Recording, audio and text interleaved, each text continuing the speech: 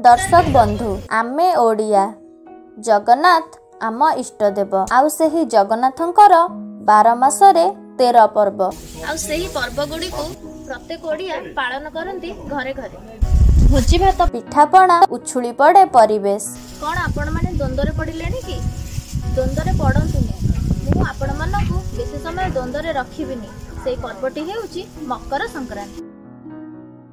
दर्शक बंधु आमे ओडिया माने तो एही पर्वटी को खाली पालन करूचे हेले दक्षिण भारत रे एही पर्वटी को घरे घरे खूब धूमधाम रे पालन करंती तांको पई एही पर्वटी रा नाम हेउची पोंगल।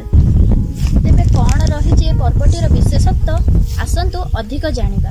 मकर एपरि एक शब्द बेस जनाशुना प्रत्येक ओडिया को सकल शक्तिर आधार सूर्यंक मकर राशि गमन को पालन करा जाए मकर संक्रांति भावे।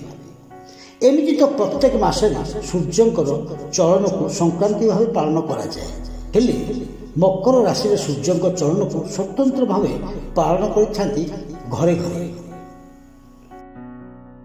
मकर संक्रांति दिन सूर्य उत्तरायण गति में मकर राशि को गमन करथांती जेउथि एही दिनटी बेस विशेषत्व बहन करे।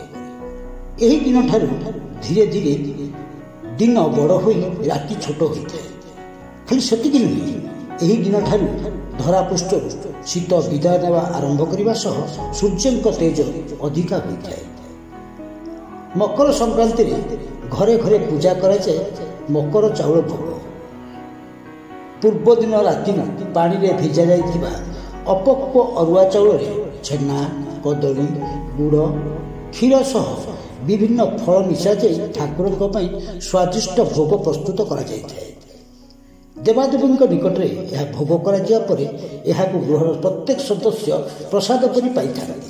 पौराणिक मत अनुसार एही दिन संक्रांति देवी शंकरासुर को बद्ध करथिले खाली सेतिक नुहे सूर्यंकर एही उत्तरायण गति 6 मास पर्यंत रहुथिबारु एही समय मध्यरे विभिन्न शुभकर्म करणीय ओ जो माने 6 मास मध्य परलोक गमन करती से स्वर्ग प्राप्ति हुए बोली शास्त्रज्ञ पंडित माने मत पोषण करती। सर्वोपरि 6 मास अंधार ठारू आलोकर समय बेसी होइथिया प्रत्येक मनुष्य पालन करथांती।